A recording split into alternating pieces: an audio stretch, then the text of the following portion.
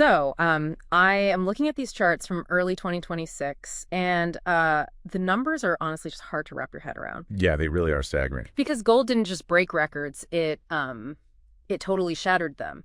We are talking about a 67% surge in 2025 alone and crossing that psychological $5,000 barrier. Hitting peaks near, what was it, 5,608? Exactly $5,608 an ounce. And so for this deep dive, our mission is to look at this comprehensive 2026 market analysis we have. It covers macroeconomics, geopolitics, and ESG constraints to explain why this isn't just a bubble. Right, it is not retail mania at all. The source material frames this as a structural realignment of the entire global financial system. Structural realignment. That is a heavy concept because my first instinct is always, bubble.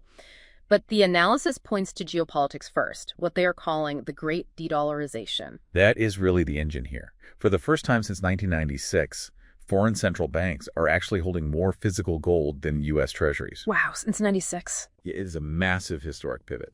The People's Bank of China reported 15 consecutive months of buying. And the India data point really jumped out at me. They didn't just buy gold. They funded it by dumping nearly $43 billion in U.S. treasuries. $43 billion just to buy gold. Because it is all about financial autonomy now.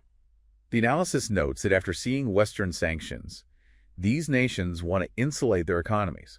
They want an asset that can't be frozen or devalued by U.S. dollar volatility or foreign policy decisions. Which completely breaks the old models, right? I mean, standard textbook theory says when U.S. interest rates go up, gold is supposed to go down. Because it doesn't pay a yield exactly. But in late 2025 into 2026, we saw gold rising alongside rising U.S. yields. And the sources call that the decoupling. Investors are using gold as a debasement hedge now. With massive fiscal deficits, people just don't see U.S. debt as risk-free anymore. They're buying gold to protect against central bank policy errors. They are essentially terrified of currency debasement. Right. The fear of policy error is totally overriding the opportunity cost of interest rates. So speaking of fear, we really have to touch on the crisis alpha debate.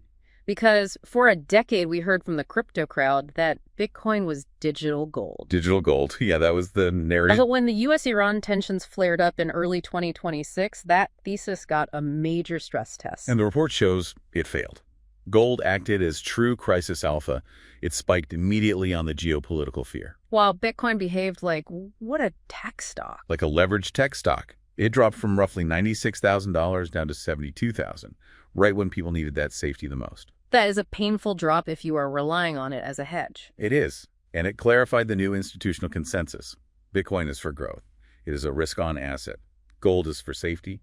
It is risk-off. Okay, so we have insatiable demand from central banks and fearful investors. Basic economics says miners should just dig up more gold to capitalize on $5,000 prices. You would think so, but the supply-side analysis paints a totally different picture.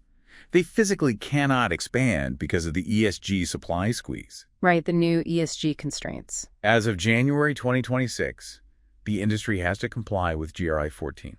The Global Reporting Initiative standard. Exactly.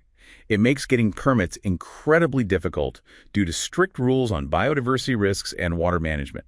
Miners cannot get the social license to dig. So there is an effective cap on supply right as demand is exploding. It is a perfect storm.